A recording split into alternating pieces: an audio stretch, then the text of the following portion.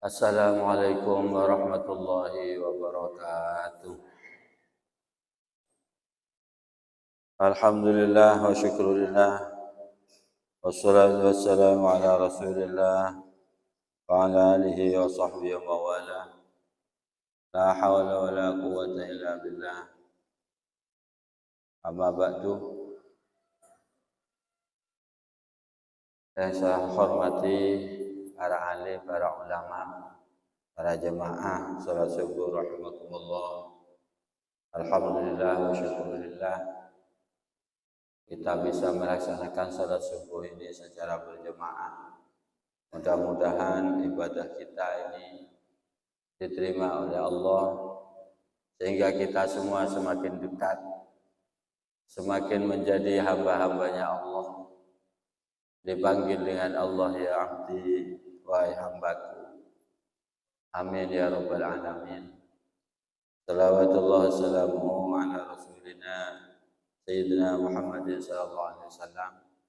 Mudah-mudahan juga salawat dan salam kita ini disampaikan oleh Allah kepada Sayyidina Rasulullah sallallahu alaihi wasallam sehingga kita menjadi umatnya Rasulullah, umat yang berhak mendapatkan syafaat Rasulullah sallallahu alaihi wasallam, di mana pada saat ini kita semua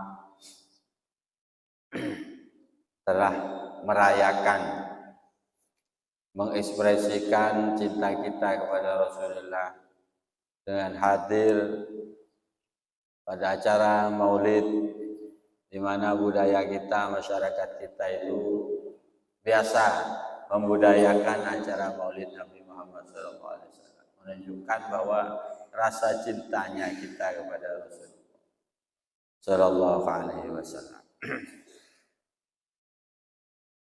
Saya memang sangat kagum sekali dengan para pejuang-pejuang Islam ke Indonesia, karena ajaran-ajaran Islam ini dibudayakan di Indonesia sehingga mengakar ke tengah-tengah masyarakat kita. Termasuk diantaranya adalah acara Maulid Nabi. Insya Allah acara Maulid Nabi ini terbesar sedunia ya di Indonesia.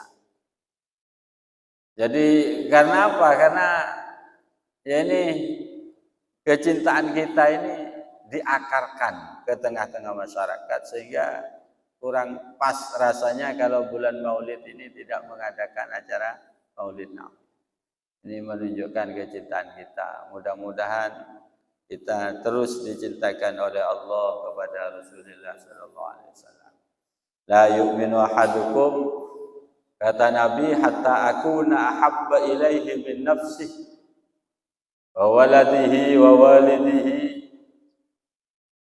bahwa kalian tidak iman sempurna sampai saya lebih dicintai oleh kalian daripada dirinya sendiri. Memang ini perlu kita koreksi. Kita ini mencintai Rasulullah melebihi dari diri kita sendiri apa tidak? Apakah iya apa tidak? Apakah kita lebih mencintai diri kita? Atau kita lebih mencintai anak-anak kita? Kita lebih mencintai orang tua kita daripada Rasulullah SAW. Kalau memang demikian, maka keimanan kita ini perlu diperbaiki kembali. Bahwa Nabi Muhammad ini harus ada di peringkat pertama dari makhluk yang paling kita cintai adalah Rasulullah SAW. Sayyidina Syabil Hasan Asyadzili itu pernah bersabda, la ghaba anni Rasulullah sallallahu alaihi wasallam tarfata ainin i'taddu nafsi kafiran. Itu katanya Syabil Hasan Asyadzili. La ghaba anni Rasulullah tarfata ainin. Andai kata Rasulullah itu hilang dari pandangan mata saya, tarfata ainin, sekejap saja. Jadi sekedip mata hilang dari pandangannya Syabil Hasan Asyadzili, ihtaddu nafsi kafirun. saya menganggap diri saya bukan muslim lagi, tapi saya menganggap diri saya sudah orang kafir. Katanya Syekh Hasan Asy'ari. Ini tarfata'ainin dalam sepanjang hidupnya beliau itu. Jadi beliau berkata tarfata'ain. Coba bayangkan ini. Sekejap saja Rasulullah hilang dari pandangan mata saya. Maka saya sudah menganggap diri saya ini orang kafir. Nah, kalau kita ini bagaimana kira-kira? Lebih ingatnya kepada siapa? Jadi sangat jauh sekali. Jadi kita hanya punya harapan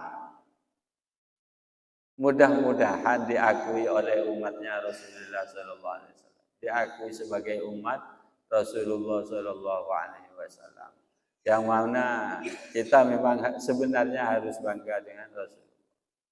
Kalau di dalam tiba-tiba itu dikatakan itu fasubhanahu min malikin aujadu nura nabiyhi Muhammadin sallallahu alaihi wasallam qabla an yakhluqa Adama min at-tinil lazib wa arada fakhrahu 'ala al-asya wa qala hadha sayyidul anbiya wa ajallul asfiya wa akramul habaib. Ini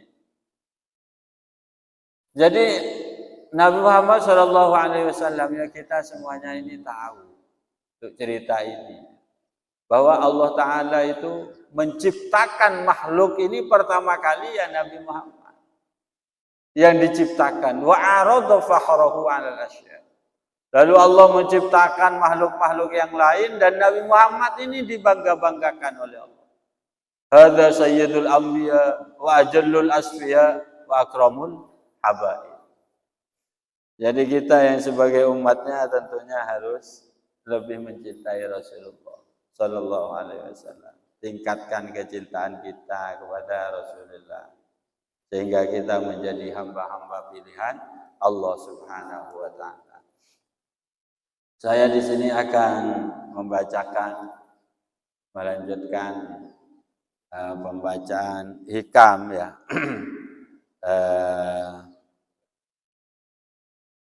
Bismillahirrahmanirrahim. Man abadahu ta'ala li syai'in yarjuhu minhu wa huwa ath-thawab aw liyadfa' bi ta'atihi wurudal uqubah ay husulaha fid daril akhirah anhu fama qama bihaqqi awsafihi bal huwa qa'imun bihadzi nafsi.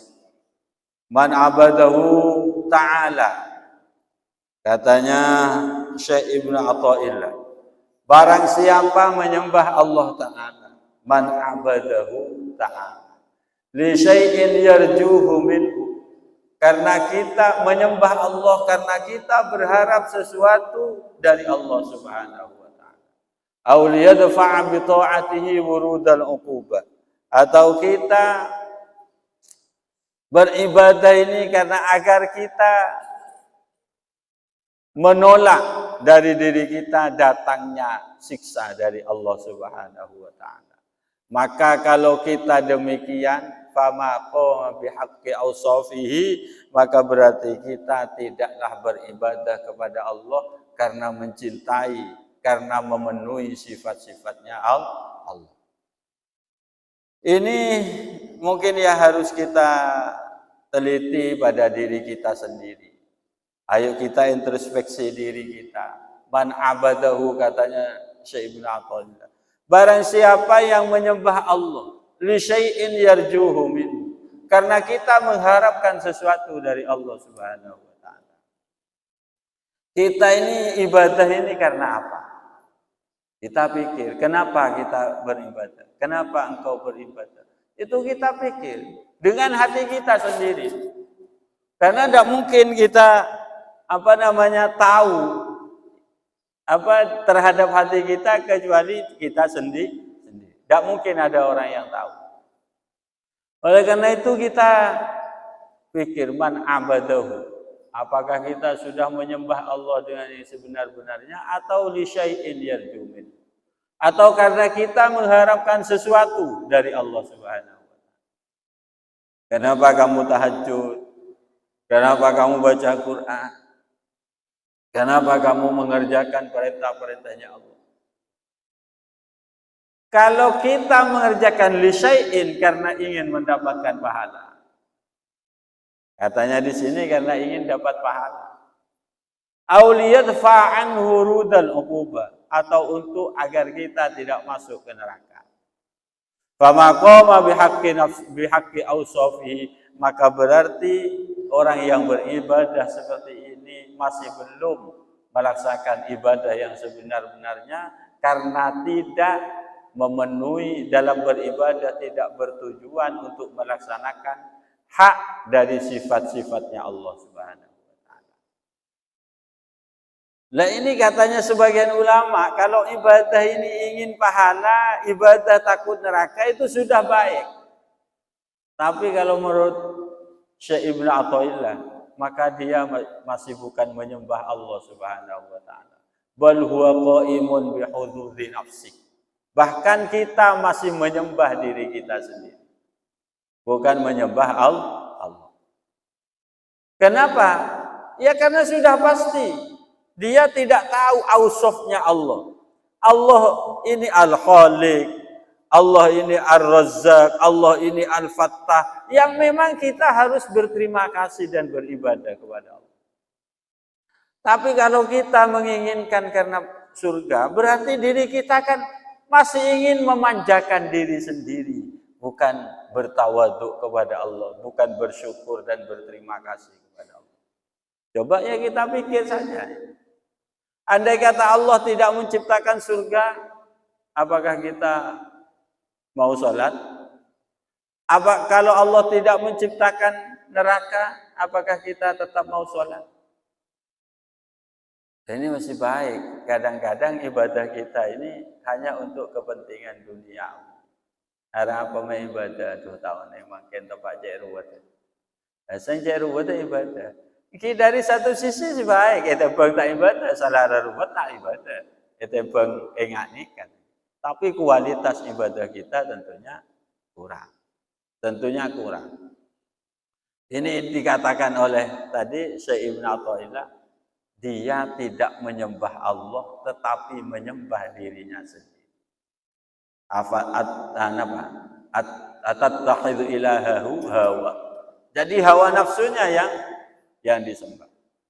Kalau orang ini menyembahnya bukan karena Allah Subhanahu. Begini ya, kita berpikir Allah itu berpikir sebagai hak ketua Tuhan. Haknya Tuhan ini harus disembah. Tuhan ini mau memberi, mau tidak, ya kita sembah. Tuhan ini mau memasukkan kita ke surga, memasukkan kita neraka, itu tidak perlu kita pikirkan. Karena karena Allah sudah menciptakan kita. Nikmat yang paling besar adalah nikmatul hayat. Nikmat kita ini hidup. Di saat kita hidup menyaksikan kekuasaannya Allah. Coba kita pikir kepada diri kita sendiri. Kita ini tercipta karena siapa? Satu, karena Allah. Ciptaan kita bukan karena diri kita ini diciptakan oleh orang tua kita, bukan. Orang tua kita itu tidak ikut andil menciptakan kita. Ini hanya adatannya Allah Ta'ala. Ini hanya adatan. Kalau kita diciptakan oleh orang tua kita, tentunya orang tua kita ingin punya anak yang hebat kan? Anaknya hebat, ganteng, semuanya yang pinter, soleh, bagus. Sampai-sampai tiap acara pelet kandung jampon ring betura.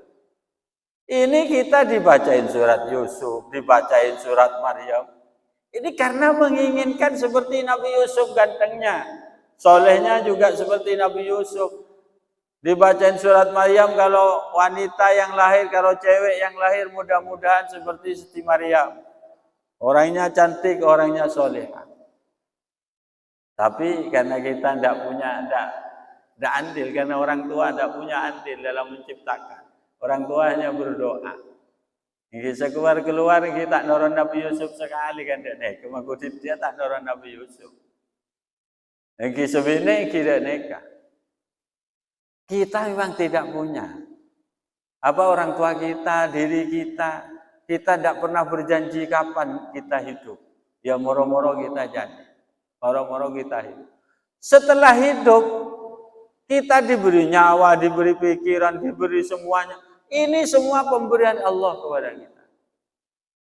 Ini masih belum bisa menggugah hati kita untuk mencintai Allah. Oleh Allah disuruh berpikir lagi. Khalaqalakum. Aku ciptakan segala sesuatu yang ada di dunia ini untuk kalian.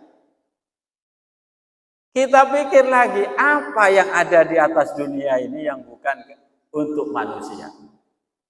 Allah menciptakan apa yang bukan untuk manusia di atas dunia ini? Allah menciptakan beras, menciptakan padi. Allah tidak butuh padi. Allah tidak butuh beras. Malaikat-malaikatnya Allah tidak ada yang butuh beras. Sapi ya tidak butuh beras. Ayam juga sebenarnya tidak butuh. Yang butuh beras itu siapa? Ya kita manusia. Allah tidak butuh beras, bikin beras. Malaikatnya tidak butuh beras. Allah ya menciptakan beras bukan untuk malaikat. Menciptakan pohon, menciptakan apapun yang ada di dunia ini yang bukan untuk kita. Ayo coba kita pikir. Menciptakan batu, Allah itu untuk manusia. Batunya dibuat bangunan, batunya dibuat rumah kita. Allah menciptakan gunung ya untuk manusia. Makan gunung ini yang kok bi manusia sabada kota ke bayi uruk kan. Enggak sampai gunung jadi tadi kolam renang nih. Menciptakan ini untuk siapa Allah? Menciptakan apa Allah yang bukan untuk manusia? Menciptakan hewan, menciptakan ayam Allah ya untuk kita karena manusia setujuan aja mereka. Menciptakan kambing Allah itu untuk siapa? Untuk manusia. Menciptakan sapi Allah untuk siapa? Untuk manusia. Tidak ada yang bukan untuk manusia. Lalu kita menyembah Allah masih mengharapkan sesuatu dari Allah. Kami cek sarana cangring meturan kan semuanya untuk kita ini.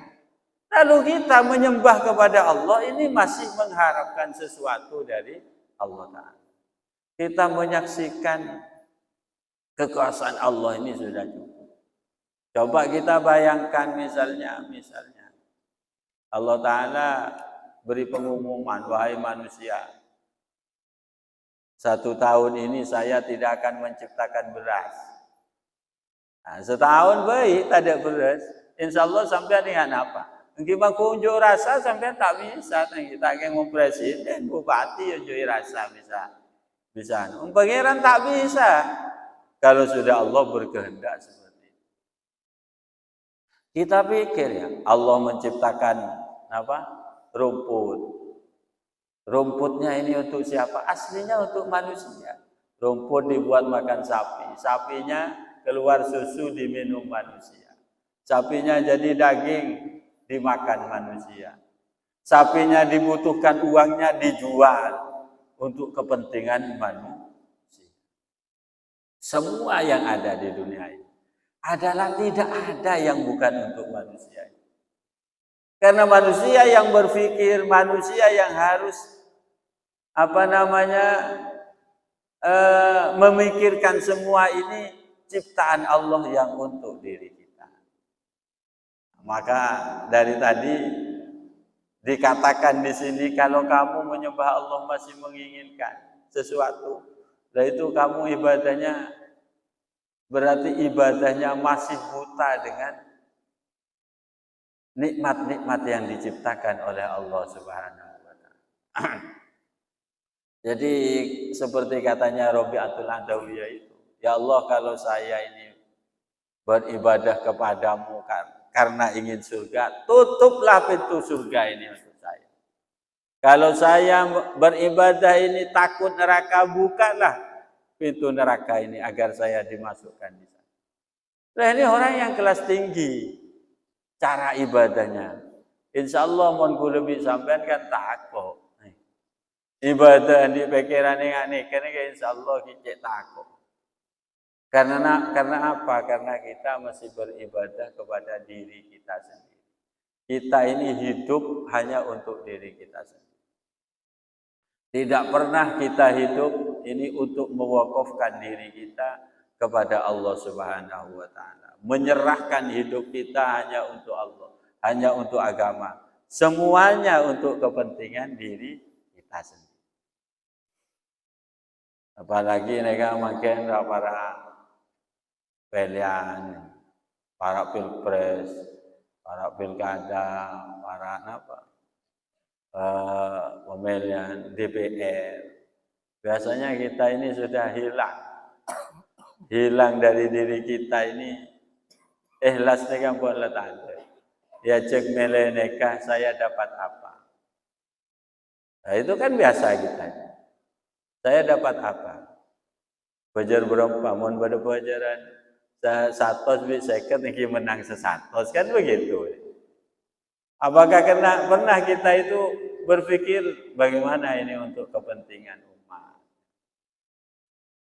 Nah itu pernahkah untuk kepentingan agama? Ya tidak pernah kita itu. Yang ada dalam diri kita hanya untuk kepentingan diri sendiri.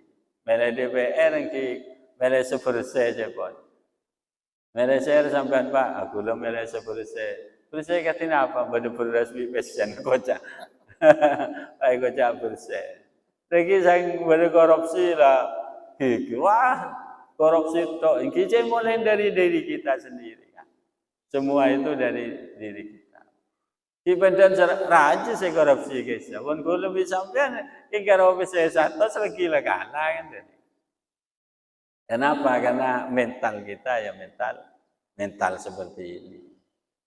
Ya maku tak leleng, tak penting dapat sesuatu itu.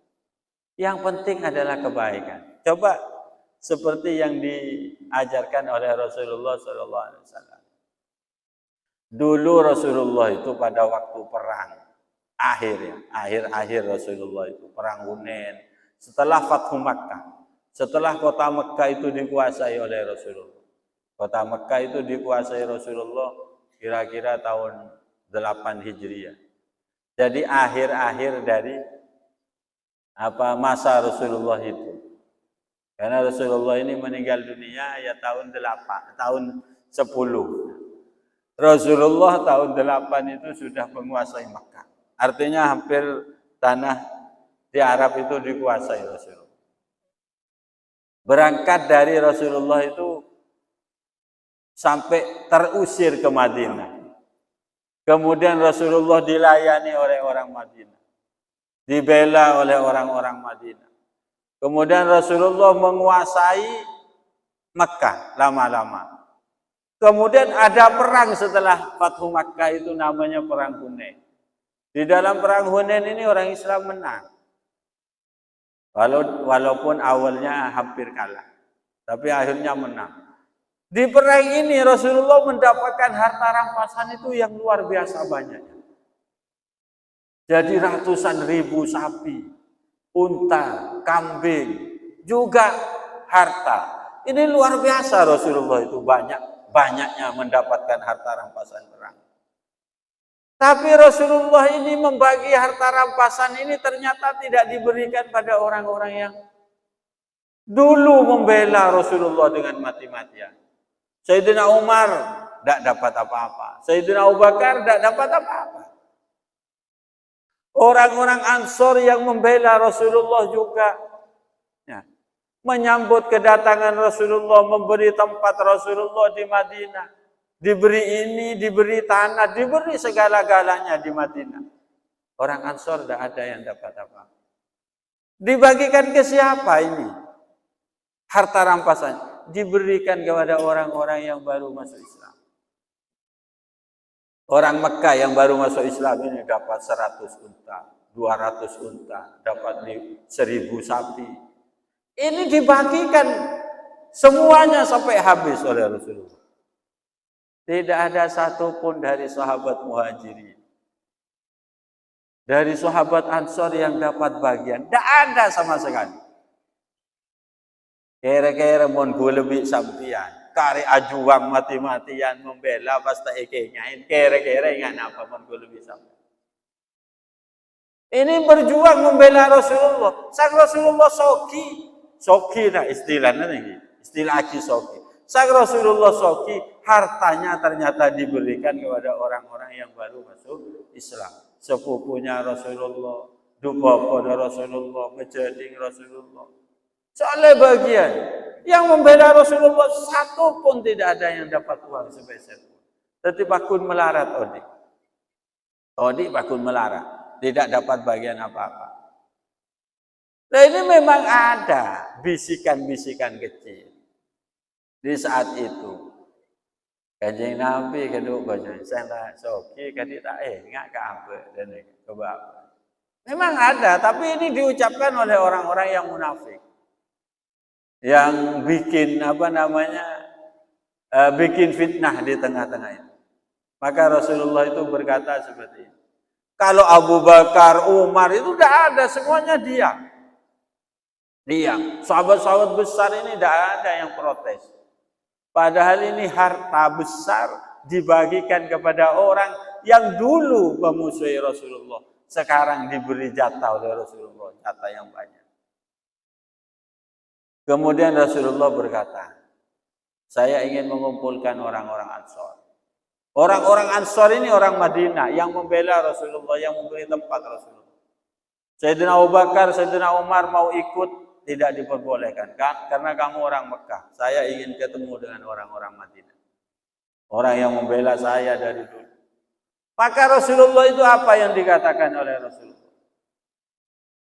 Orang-orang itu saya beri kambing, mereka bahagia dengan kambingnya. Pulang mereka.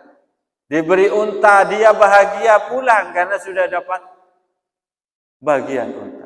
Diberi uang oleh saya, sudah pulang semuanya. Kalian orang-orang Madinah yang membela saya dari dulu, maka kalian akan mendapatkan saya. Ini katanya Rasul. Kalian akan pulang dengan saya. Mamatukum, mati saya. Artinya kematian saya juga akan mati bersama kalian. Kehidupan saya juga, mahyakum, saya hidup juga akan hidup dengan kalian. Nah ini mental yang diciptakan oleh Rasulullah SAW. Bahwa orang yang sudah berjuang membela agama Islam ini, jangan sekali-kali diakhiri ingin mendapatkan bagian dari dunia ini. Biarlah perjuangan kamu ini yang dulu sengsara membela saya, biar tetap menjadi sebuah perjuangan Islam. Jangan mau hanya dibayar dengan uang, dibalas dengan uang ini. Wah, ini berkat perjuangan saya. Ini adalah barokahnya saya berjuang, sekarang saya seperti ini. Jangan seperti itu. Kamu berjuang dulu itu ya sudah, biarkan. Biarkan saja. Nah ini yang diwatakkan, diciptakan seperti ini mental-mentalnya para sahabat Rasulullah SAW. Maka sahabat disebutkan innal muhajirin wal ansar. Itu di dalam Al-Quran dipuji-puji. Karena mereka memang berjuang benar-benar karena agama, benar-benar karena Rasulullah. Tidak ingin mendapatkan bagian apa. Sama di saat Siti Aisyah. Ya. Di saat Siti Aisyah itu bersedekah. Siti Aisyah ini Rasulullah di saat bagiannya Siti Aisyah. Rasulullah ini tanya ke Siti Aisyah pagi-pagi. Aisyah, sarapan yang tadi itu masih ada. Artinya Rasulullah itu melihat ada nasi lah. Dia saking ingin tok beri nasi. Rasulullah ini oneng saya beri nasi. Kalau belum Rasulullah tanya, kamu kelak nasi, kelak saya keberi sarapan. Maka Siti Aisyah, sudah habis ya Rasulullah, saya sedekahkan kepada seseorang. Ini oleh Rasulullah karena berkata sudah habis. Maka Rasulullah ini menegur Aisyah. Ma tasaddaqta faqad abqaita wa ma akalta faqad afnaita. Kalau sesuatu itu kamu sedekahkan itu bukan habis, tapi faqad abqaita. tapi kamu telah mendepositokan itu. Jadi harta ini akan lama sekali. Karena apa? Nanti akan kamu petik bunganya, petik juga hasilnya di akhirat. Berarti harta yang kamu sedekahkan, maka kamu mengabadikan harta itu. Wa ma akal tafaqat afnaita, jika harta itu kamu makan, maka faqat afnaita, maka itulah harta yang habis. Seperti ini cara Rasulullah itu membuat mental para sahabat, para istri-istrinya.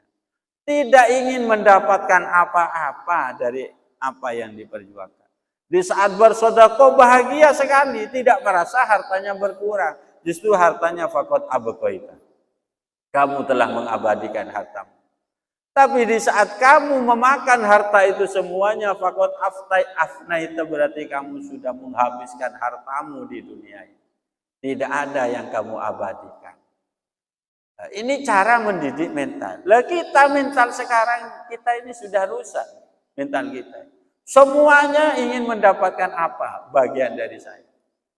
Saya mendapat apa? Ini yang ada di dalam diri kita. Tidak pernah kita itu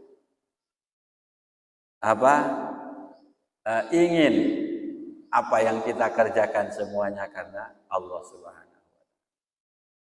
Para jemaah sekalian yang saya hormati, mudah-mudahan kita semuanya semakin didekatkan oleh Allah Subhanahu wa taala. Semakin dekat kita, semakin kita bisa melaksanakan ibadah. Marilah kita bahagia karena berarti kita dipanggil oleh Allah Subhanahu wa taala, sehingga kita bisa melaksanakan ibadah kita.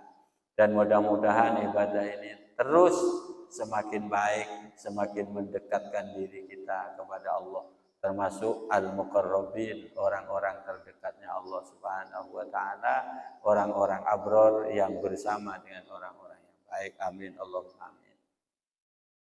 Mungkin sekadar saya sampaikan, mudah-mudahan apa yang saya sampaikan ini bermanfaat bagi diri saya pribadi dan juga bagi diri kita semuanya. Amin Allahumma. Ampun lagi. Ampun.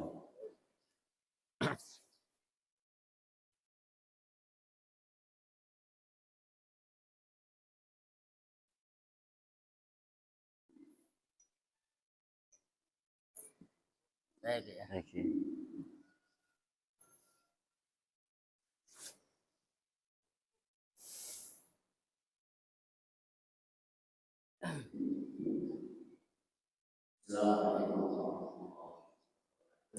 Waalaikumsalam.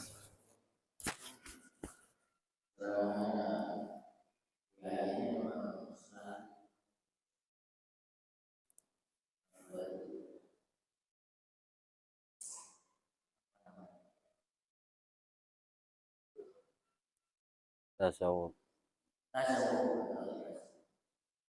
Berkali-kali dan memang menarik. Ada dua pertanyaan dari saya. Mohon dijelaskan tentang tingkatan cinta kepada Allah, kepada Rasul dan seterusnya dengan alasan. Itu yang pertama.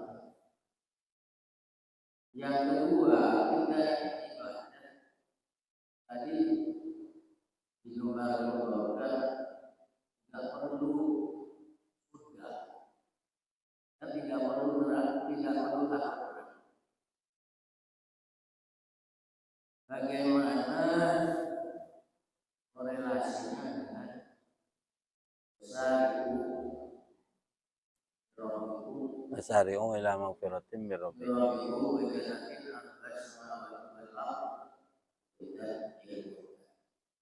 Kita ini disuruh berlomba-lomba untuk mendapatkan surganya Allah.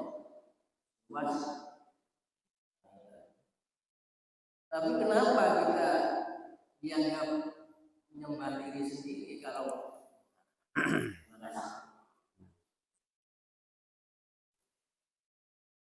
Oke, terima kasih. Jadi Yang pertama tentang mahabbah ya, tentang mencintai Allah dan Rasulnya. Semakin tinggi cinta kita kepada Allah, semakin tinggi cinta kita kepada Rasulullah SAW, maka kita sebenarnya akan menjadi orang yang bahagia. Jadi cinta ini seperti yang ditunjukkan oleh para sahabat-sahabatnya Nabi kepada Nabi. Bagaimana sahabat-sahabat ini menjadi penghalang, jadi tameng Rasulullah SAW. Para sahabat ini jadi tamengnya Nabi. Di saat Nabi berada dalam kesulitan, maka para sahabat-sahabat ini menjadi tameng Rasulullah SAW. Terutama orang-orang Ansor.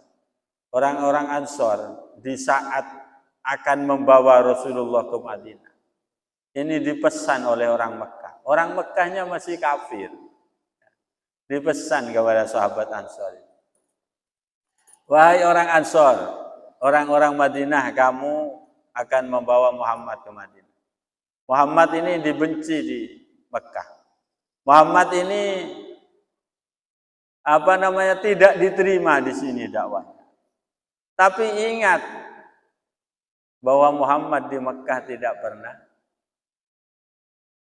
pernah hilang anggotanya dari Muhammad, anggota tubuhnya. Rambutnya saja tidak pernah hilang. Maksudnya tidak pernah tersakiti. Jangan-jangan nanti di Madinah Rasulullah ini tidak aman. Maka sahabat Ansor ini benar-benar menjaga Rasulullah SAW. Ya ini banyak cerita ya, banyak cerita tentunya. Nah, jadi di saat perang Badar, di mana perang Badar ini sudah pasti kalah orang Islam. Sudah pasti kalah. Secara hitung-hitungan ya kalah. Tapi sahabat Ansor bagaimana? Saya harus selalu membela Rasulullah SAW. Sahabat Ansor ikut perang Badar, ditanya orang mau kemana ini? Mau setor nyawa, bukan mau perang jawabannya. Mau setor nyawa. Kenapa kamu ingin setor nyawa bersama? Karena saya ingin mati bersama Rasulullah SAW. Ini kan menunjukkan kecintaan yang luar biasa. Makanya cinta yang pertama ya harus kalau kepada makhluk ya harus kepada Nabi. Kenapa Nabi harus dicintai? Ya karena disuruh dicintai oleh Allah Subhanahu wa taala. Dan karena memang kita hidup ini juga karena Rasulullah. Seperti yang tadi, laulaka ya Muhammad ma khalaqtul aflak. Andai kata bukan karena engkau, saya tidak menciptakan manusia ini, tidak menciptakan alam semesta ini. Lagi ini butuh kajian, butuh ngaji untuk bisa sampai dermaan mereka. Kenapa kan bisa hubungannya? Ku lebih sampean odi nek lemar kena kanjeng Nabi Muhammad. Karena Allah tidak akan menciptakan makhluk ini tanpa kalau tidak menciptakan Muhammad. Laulaka ya Muhammad ma khalaqtul aflak. Andai kata bukan karena aku ingin mencintaimu, ingin menciptakanmu, saya tidak akan menciptakan manusia. Jadi Allah Ta'ala ini saking tukang gawe film film dah ada nih sejadi tujuan nih Nabi Muhammad Allah Ta'ala. Lalu dari Muhammad ini menciptakan ini, tujuan pokok Sayyidul Wujud adalah Nabi Muhammad SAW. Dan kita orang yang mukmin kepada Nabi, maka tentunya kita ini masuk golongan dari Sayyidul Wujud tadi. Alhamdulillah kita bisa hidup beriman dan berislam, nantinya kita akan bersama Sayyidul Wujud tadi. Terus selanjutnya katanya kita ini disuruh berlomba-lomba mencari surga. Kenapa tadi kok ibadahnya tidak perlu surga, tidak perlu neraka? Ibadah ini tidak perlu surga, tidak perlu neraka, justru ini yang akan mendapatkan surga lebih dulu. Sama kita itu berbakti kepada bupati misalnya. Berbakti kepada bupati, berbakti kepada presiden, berbakti kepada orang kaya lah. Kenapa kamu bakti? Ingin dapat bayaran. Maka yang dibaktiin ini, si kaya ini, sudah tenang-tenang saja, yang penting bayar. Yang penting per bulan dibayar. Ada orang yang datang ke sana, Pak, saya mau mengabdi di sini. Tidak saya bayar, tidak apa-apa. Yang penting saya dekat dengan Bapak. Ini kira-kira dapat apa? Semua dikerjakan. Demi Bapak, saya tidak perlu apa-apa, Pak. Dibayar, tidak mikir, dibayar, tidak dibayar, saya tidak mikir itu. Kira-kira orang ini lebih berharga bagi Bapak yang kaya ini, atau lebih berharga orang yang berbaktinya karena ingin dapat bayaran? Mon ebajar alakom, mon tak ebajar dengan kira-kira nih, menurut saya anakku nih, menurut majikannya kira-kira saya bagus ya. Nah ini nanti yang akan ya abdi, mon perlu dibudin kada manto kan dak nih kakak. Cepet lah kakak hari ya. Bajar. Saya kada manto. Lah ini muqarrabin namanya. Ini namanya muqarrabin, orang-orang dekat. Maka orang muqarrabin pasti akan mendapatkan sesuatu yang lebih mulia daripada tadi yang ingin mendapatkan bayaran. Kan kan? Pakai bajar seminggu, sebulan itu, buat telat. Ini protes kan? Bapak gaji gula-gula negara telat 2 hari dan pun kena seikhlas itu hanya karena ingin berbakti. Saya hanya cinta kesampean, Pak. Dibayar, dah dibayar, dah mikir saya. Dan memang ikhlas ongku, tak bojar engki, Kenapa? Saya lebih nikmat bersama Bapak daripada saya mendapatkan apa yang jadi keinginan. Tentunya orang ini akan dapat lebih besar. Dulu itu ada seorang wali meninggal di Mekah. Meninggal, jadi wali tidak terkenal. Dia meninggalnya di Mekah. Meninggal di Masjidil Haram.